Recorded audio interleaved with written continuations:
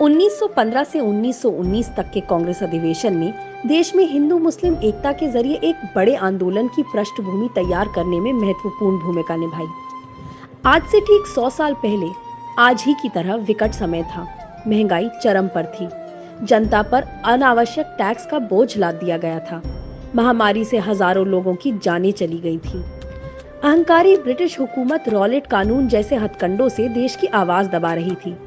1919 के Montagu Chelmsford जैसे सुधारों के नाम पर मताधिकार सीमित कर दिया गया। प्रांतों की शक्तियां कम कर दी गईं। कुल मिलाकर ब्रिटिश हुकूमत का मकसद जनता का शोषण करना था।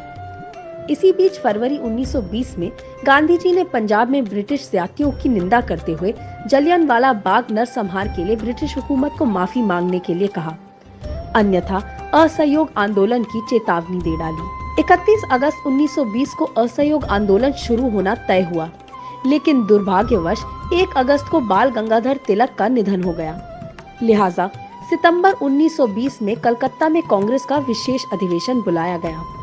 इस अधिवेशन में स्वराज की स्थापना होने तक असहयोग कार्यक्रम चलाने की सहमति बनी।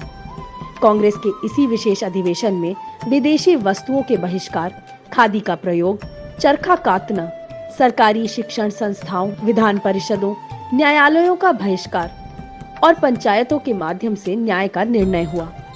साथ ही सरकारी उपाधियों को लौटाने, सरकारी सेवाओं को छोड़ने, सरकारी करों का भुगतान न करने, सरकारी तथा अर्ध सरकारी उत्सवों का बहिष्कार का भी निर्णय लिया गया।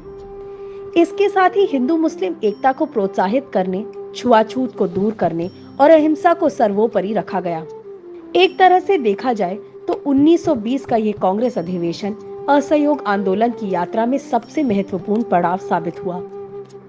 अभी इन प्रस्तावों के जमीनी असर से ब्रिटिश हुकूमत की नींद धुआं होना बाकी थी।